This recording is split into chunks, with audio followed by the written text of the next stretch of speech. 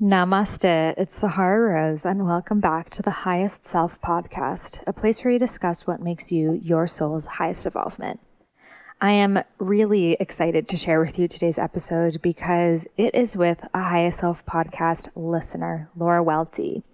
She listened to episode 46 a few months ago. That episode is called Financial Self-Care, Why Abundance is a Mindset We Need to Pay Attention to, which was a solo cast that I did when I was just thinking about how my life has changed so much from adapting an abundance mindset. And now today I'm offering you guys my Abundance Mindset Masterclass, which essentially teaches you the things that I had to do in my brain to change my relationship with money. And by changing my relationship with money, I was suddenly able to make a massive impact in other people's lives. I was no longer struggling for my own change and trying to get by myself, but I finally had this extra discretionary income. And the first thing I wanted to do was to share it with others, because when we give, we receive. And I truly, truly believe that money can only come to you when it is flowing. So the first thing I wanted to do when I finally was making an income was to help other people and give back.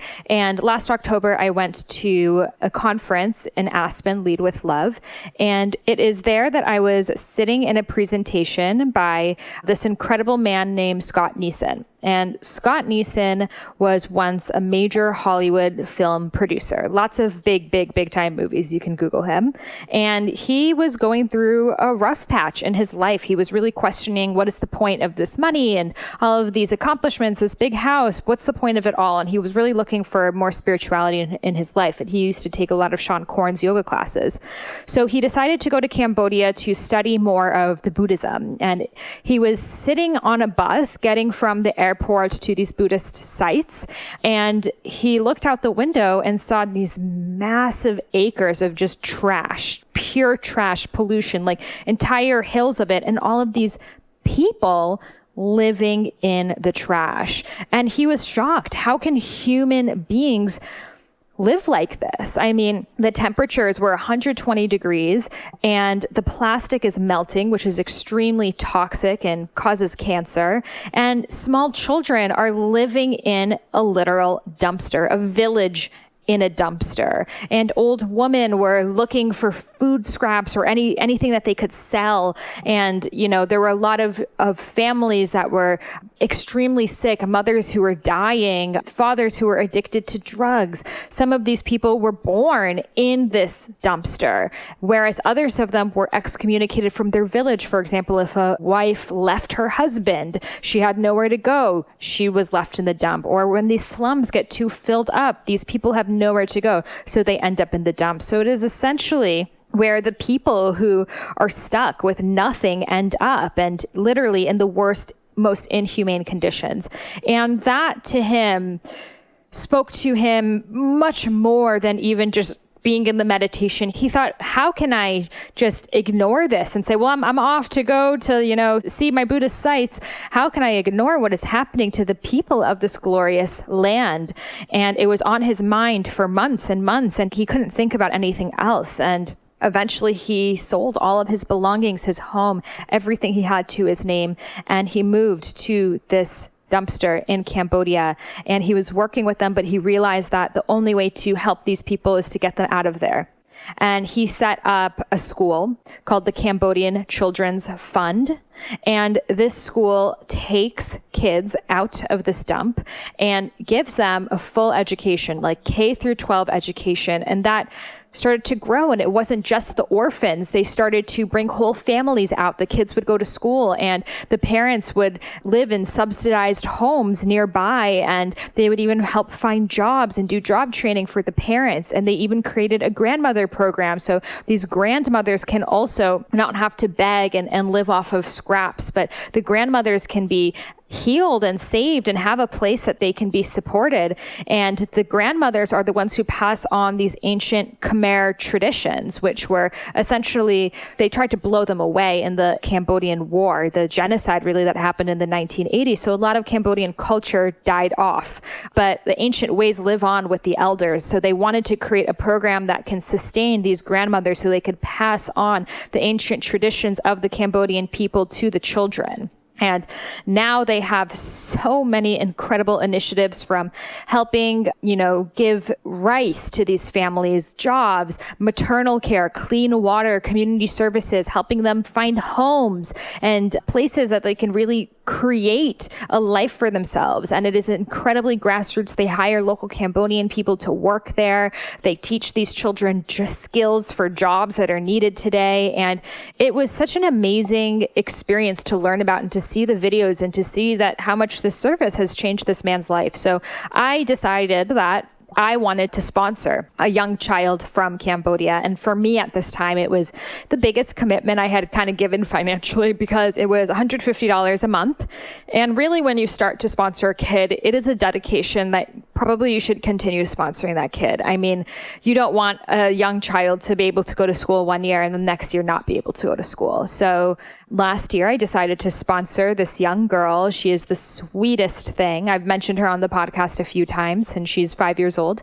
And I sponsored her, and we Skype, and it was amazing. And then earlier this year, I decided to also sponsor a grandmother, which has also been amazing. The grandmothers, they don't Skype with you because, they don't know anything about technology, but just to be able to preserve that wisdom. And on this episode 46, which I recommend checking out if you haven't, Financial Self-Care, I spoke about just this up-leveling I had to do to really trust in the universe that this money is going to multiply. It's going to keep coming back to me if I give it to other people. And it totally has. Flash forward 8 months later, 100% it has. So after Laura listened to this episode, she decided that she would go to Cambodia to visit the school herself. And she wasn't planning to go to Cambodia. She literally decided to go based off of the High Self podcast episode, which is so beautiful. And she went to this exact school, and she sponsored a girl, and she had her friends also sponsor another girl, and she took these girls out for a day. So in this episode, I talk with her about what was her experience like. And this is such a great episode to listen to for anyone that feels like, oh, well, I'm not special. Oh, I can't make a change. Who am I? What do I have to offer back? And it doesn't matter. We are so privileged that we lose sight of how much we have that we take for granted. I mean, if you have a home, you are better off than a major percentage of this planet. If you have clean water, you are better off than a lot of people. The challenge that I'm doing right now, the Eat Like a Yogi challenge, head over to my Instagram at I am Sahara Rose to check that out. We're doing it to raise money for the women and children in Rajasthan who don't have access to clean water. A lot of these girls are actually taken out of school so they can be the water collector of their families, because they're walking up to 15 miles a day just to get water. So this is how real this issue is. And you can imagine in a dumpster, what access to clean water is there? I don't even know if there's a well for them to walk to. So we are so lucky. We are so privileged. Whether it's through volunteering or whether it's through stepping up your own financial game and getting a hold of your own abundance mindset, you are able to give back in so many spectrums and so many ways. So I hope this episode inspires you that, the reason why abundance matters, the reason why I'm hosting the Abundance Mindset Masterclass, which starts beginning of November, head over to my show notes to check that out. The reason why it is so important to do the work is so you can give back. It is so much larger than you. It is not so you can have fancy house or car, clothes, bags, whatever.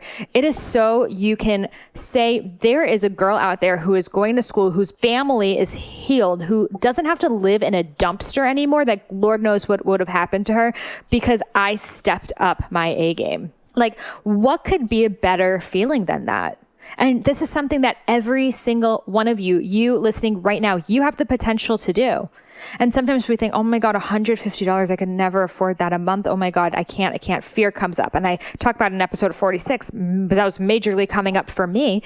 But if you say, listen, universe, I'm going to make this extra $150 a month happen because this is my money that I'm going to give back. Universe sees how you spend your money and it basically gifts you more. And you're going to find ways that money's going to keep flowing to you naturally.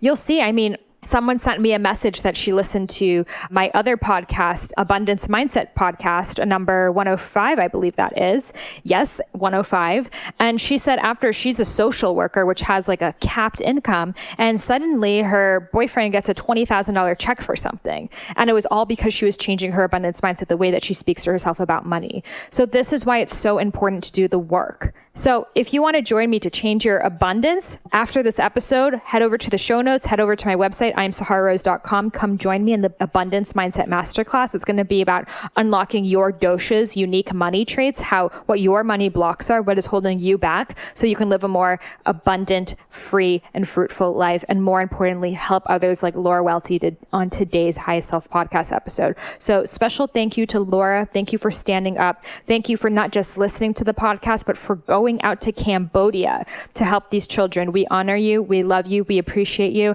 And if any of you decides to sponsor a child or a grandmother, the grandmothers are only $50 a month from Cambodian Childrens Fund. Tag me on your Instagram post, share a picture of your new granny, your new kid, and I will reshare it. And I will send you an ebook and my gratitude and my love and my prayers. And, I don't need to send you anything. We shouldn't do things to get things from other people. This is almost how our culture is. We do things to get something back. But anyways, I will because I love you, but do it because it's helping other people and that's what matters.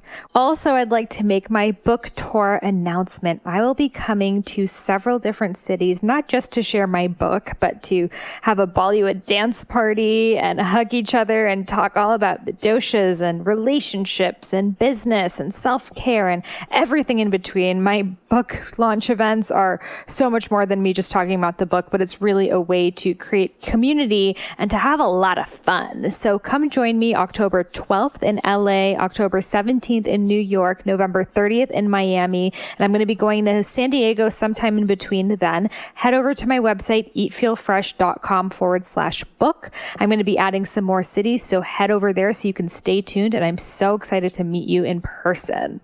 Without further ado, let's welcome Laura Welty to the Highest Self podcast. Laura, welcome to the Highest Self podcast. It's so great to have you here. Thank you. Thank you for having me. Excited. Yes. And I am so inspired by your story. But the first question that I want to ask you is, what makes you your highest self? Oh boy, I knew you were going to ask me that. So what makes me my highest self is honestly just following my dharma and doing what I think my purpose here is. And that's really to serve people. So part of that has to do with what this talk is all about, in that just helping people in general really makes me vibrate higher and aligns me with my truth. So everything else just kind of falls into place. Totally. Yes. And I love your story because you really took action. Like a lot of people hear something inspiring and they're like, oh, that's great. And then they don't do anything, but you actually took action. So can you share with us a little bit about what happened from listening to the podcast, what you ended up doing? Yes. So it's interesting because you talk a lot about how the universe aligns you with what you need, who you need, and everything just kind of comes to you when you're ready for it. And I started listening to your podcast, and I actually binge listened to it in December. I drive a lot for work. So I listened pretty much nonstop to all of your podcasts. All my friends were like, what's happened to you? We haven't talked to you in so long. So that was kind of the start of it. And in January, I heard the podcast about the Children's Fund. And it just really, really hit home for me because I've always felt like I wanted to do more, but I didn't know how. And I always wanted to get involved. But again, I didn't really know how. How could I have an active role in helping people? That was something that I could fit into my daily life and, that financially fit in, something that was easy to do for the time being. And it was very emotional for me. I don't know. It just really spoke to me and I started to cry. I pulled my car over. I instantly went to the website. I emailed CCF right away. I didn't do any research. I just instantly signed up. I don't know. I just felt like I connected really well with you. So I trusted that this was a good NGO. And of course, afterwards, my brother and other people were like, you know, that there's some bad ones out there. You really should have done your research. And lo and behold, I think that you recommended by far one of the most credible, amazing organizations that I've ever been to. I'm completely blown away by what Scott Neeson has done with CCF and the children of Cambodia. So that was kind of the start of it. And so I had already planned a trip to Thailand in March. So I was thinking I hadn't bought my plane ticket yet. So again, there was 100% a reason why I hadn't bought my plane ticket yet. I just kind of kept putting it off. And I was like, there's no way that I can go clear across the world and not take advantage of going there and visiting Lisa, the little girl that I sponsor. You know, I just booked my ticket. I had no expectations of Cambodia, and it was quite possibly one of the most magnificent trips I've ever taken in my entire life. I can't wait to go back. I'm dying to go back. I wish I had unlimited vacation so I could hop on a plane tomorrow and get back there. So I was in communications with CCF, and I ended up taking both Lisa and her sister Tina out for the day. It was the first time that the girls had been to a restaurant. Wow. Yeah, sorry, I might get emotional. It was, I was the first person to visit them.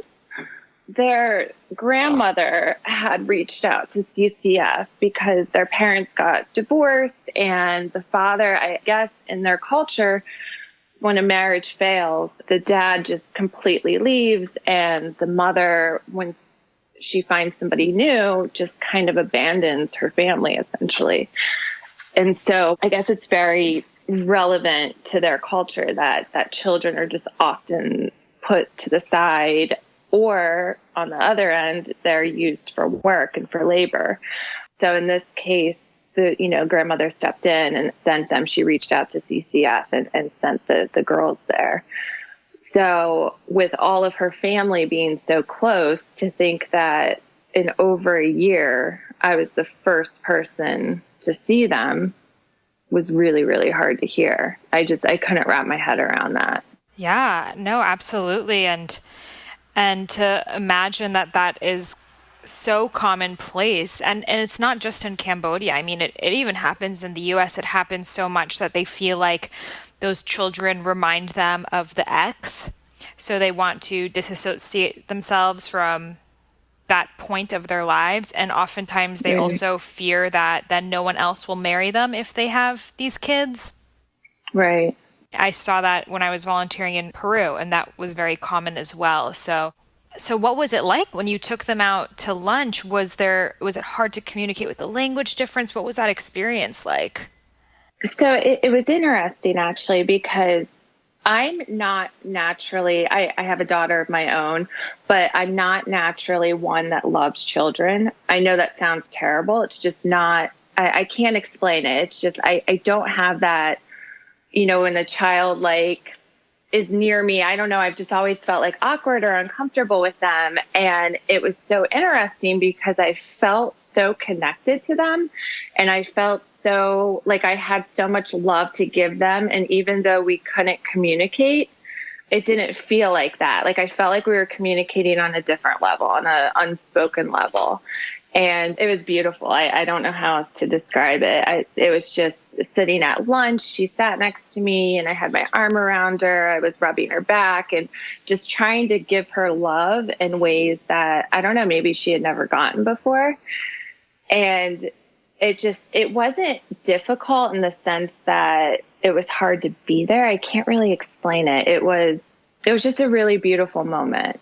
And knowing that I was able to provide them with even just a couple hours of allowing them to be children. For one, we went to this little play place that they have in Cambodia where they were able to do bumper cars and, just be kids, was amazing. And, of course, in the beginning, when I first got there, they were a little hesitant of me. Her sister was I felt as though she was trying to protect her from me because they weren't sure, they didn't know me, obviously. And by the time we got, a little more comfortable after I took them shopping, again, the first time that they had ever been shopping, they started to warm up a little bit. And I could tell that they were able to just be kids. It was the most amazing thing ever to see them laughing and smiling and just being kids was just so incredible.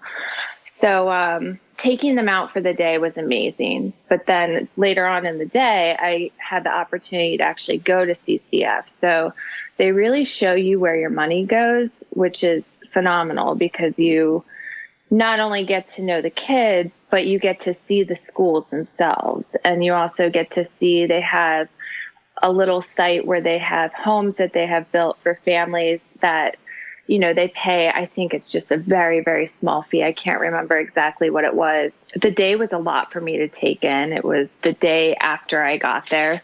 So emotionally, it was a lot to take in. I wish I had a couple days to spend there to really take it all in. And what part of Cambodia is it in? So it's in Phnom Penh, which I think is one of the largest cities in Cambodia, down on the southeast side, I think. It's not very far from Siem Reap. It was about a 45-minute flight to Siem Reap.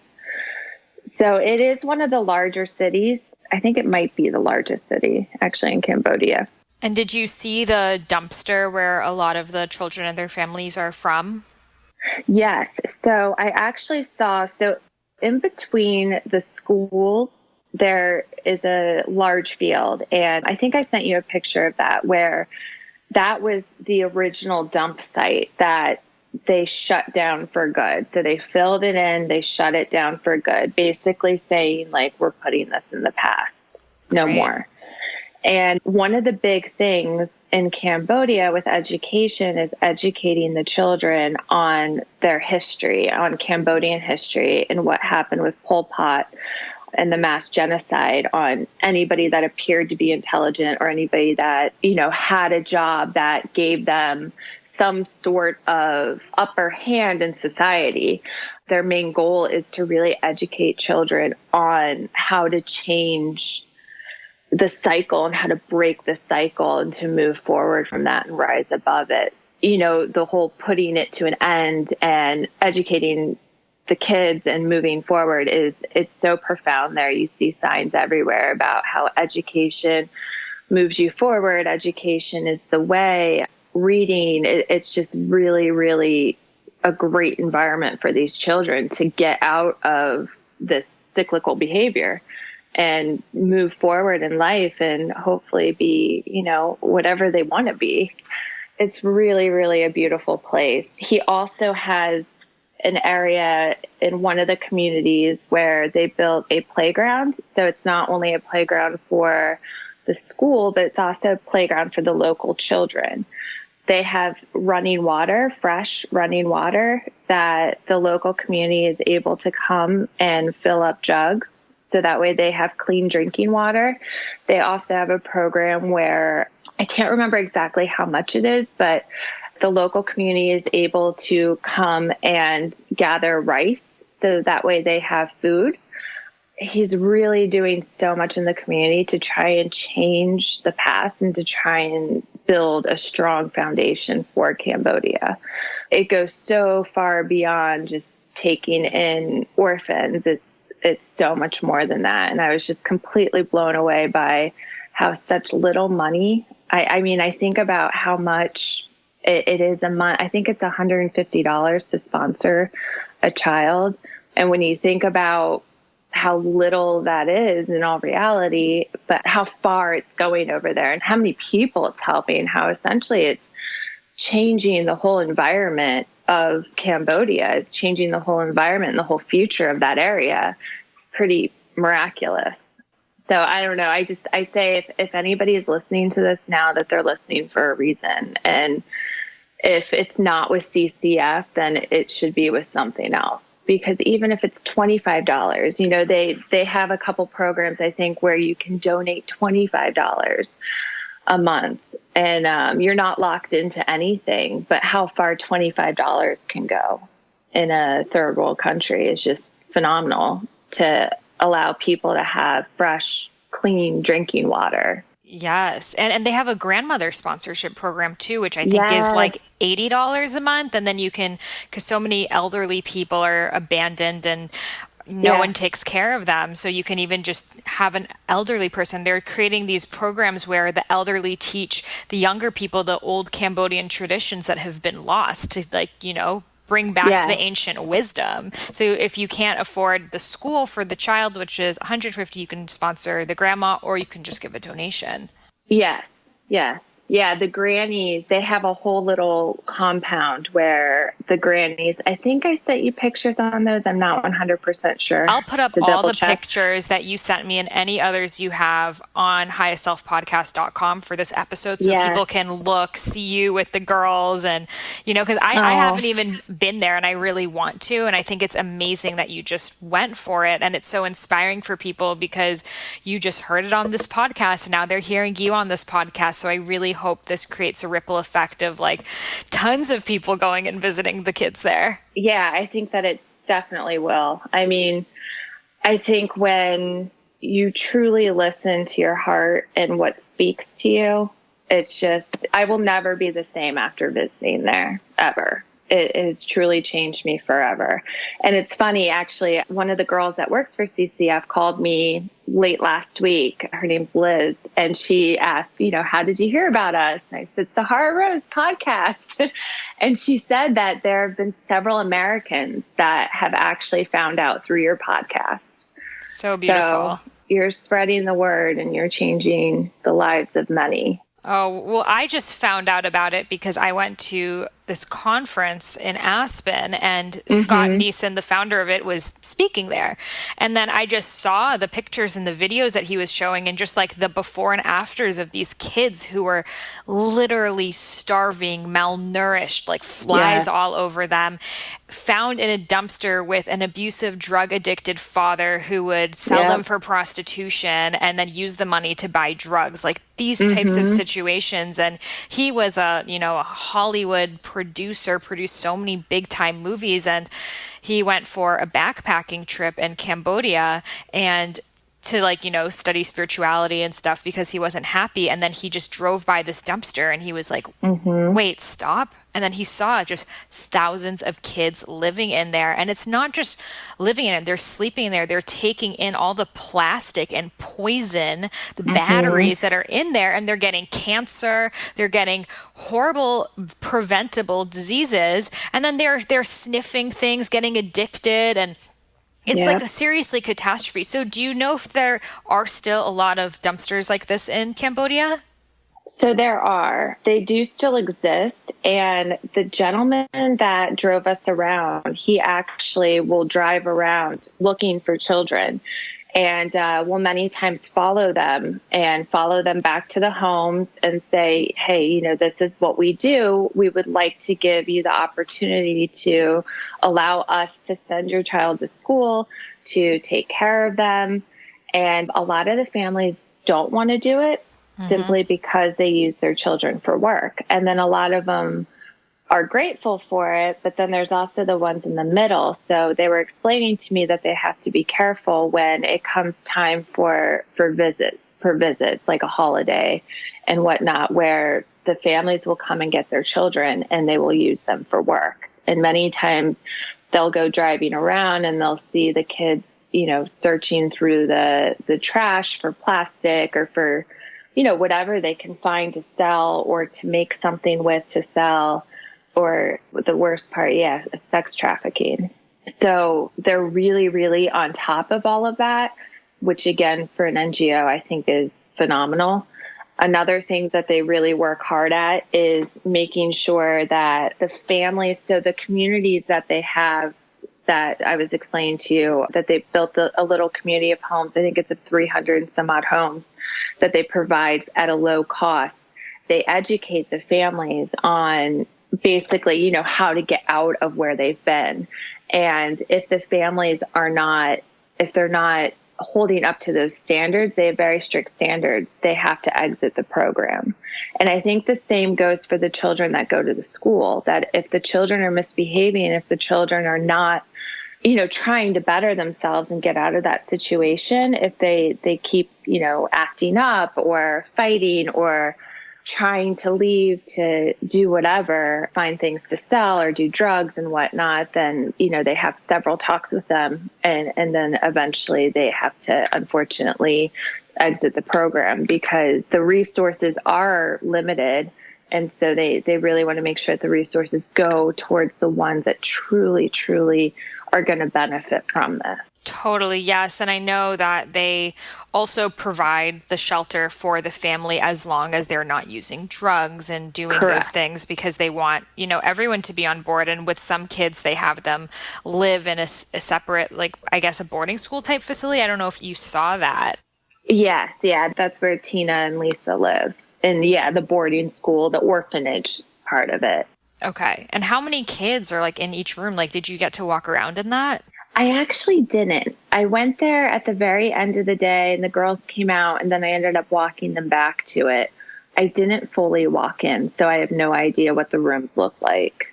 Yeah. I mean, I'm sure it's bunk beds and, it's probably, but so much better than, living in a dump site or with an abusive family. And the only way really you can change your life is to get out of that situation. And that's what I love about them. It's they take these kids, and when you are paying for the sponsor, you are fully taking care of them from their food to their school fees to their residence. Mm-hmm. And some organizations are they'll maybe teach a class and it's in the dump site, and that's still really great and it's better than nothing. But what I think that they found has worked is to really transform a life, you have to look at all levels.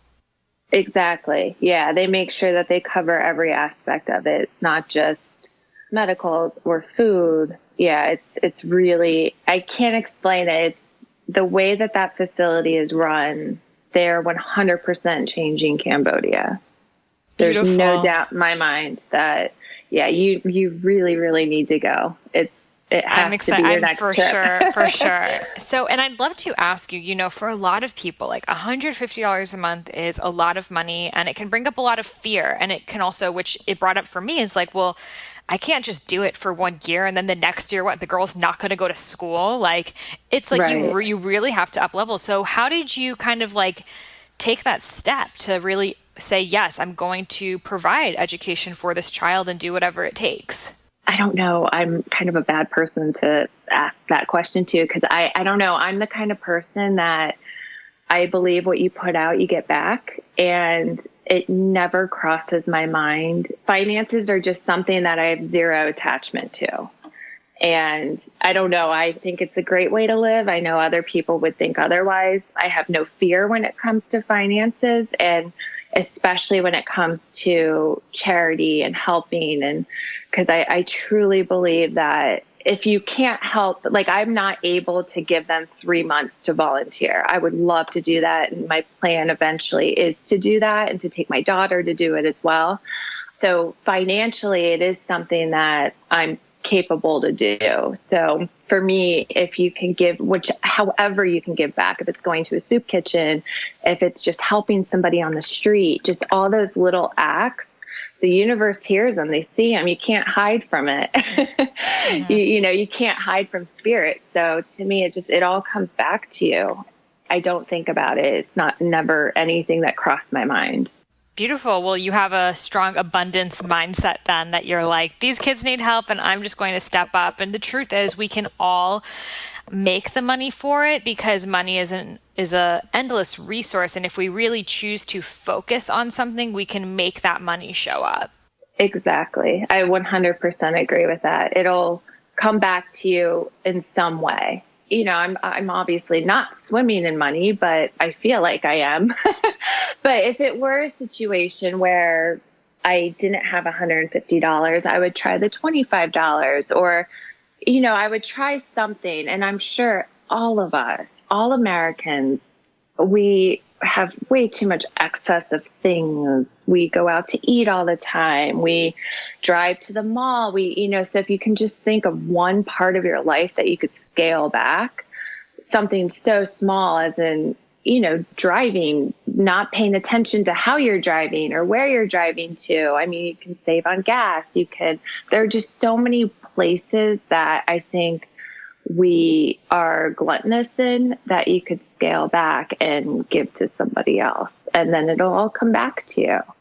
I love that. That's such great advice. Well, thank you so much for sharing your story with us. I know it's going to inspire so many more people to take that action step, go on the CCF website or any other organization that they've done their research on. This is just one that now you've had personal experience with, and I've met the founder. So this is one that we can safely trust, but there are other amazing ones out there doing incredible things. So whatever it is that calls you guys, just go for it. Don't second guess yourself. Look at Laura here. I mean, she's like, you're such a light and you're such a profound person to just go for it. And I think just that example is going to bring so many more people into Cambodia, India, Vietnam, wherever it is. I hope so. I really, really hope so. Thank you so much. Namaste. Thank you, Sahara. Oh, how beautiful is it to hear someone just truly care and truly want to make a difference out there. It's such a beautiful gift to share. So thank you, Laura, for going out to Cambodia and for visiting Cambodian Childrens Fund. And for any of you who want to sponsor a daughter, who want to sponsor a son, who want to sponsor a granny, head over to CambodianChildrensFund.org. You can head over to my show notes. I'll have a link there. Share with me a picture of your new son, daughter, or grandma. Would love to see it. I'll share it. And if you want to change your mindset on abundance, to cultivate more abundance, so you can sponsor 10 kids, 20 kids, a whole school, make your own foundation, go for it. The sky is the limit. When you are abundant, you can help and you can serve and you can solve the issues that matter to you. You don't like how the rainforest is being chopped down, you buy that rainforest. You don't like how the oceans are being hurt, you knock down those fishermen. I don't know if we can do that with money, but there's a lot you can do. You can feed the homeless. You can teach people about female sanitation. You can educate immigrants who come to this country on job skills. There's so much you can do across the planet and in your own backyard. All that matters is that you want to do something with this life, and it starts with you. You can't skip. You can't skip and go to the other people. You have to help yourself too. So come join me. The Abundance Mindset Masterclass. It's going to blow away your limiting beliefs, conditions, help you set up an online business if that's what you choose to do afterwards, but really help you get to the root of your money blocks. And again, head over to Cambodian Children's Fund, sponsor your daughter, your granny. You can also just give a donation if you don't want to make a sponsorship. Beautiful choice too. And I am so looking forward to tuning in on the next episode. Namaste.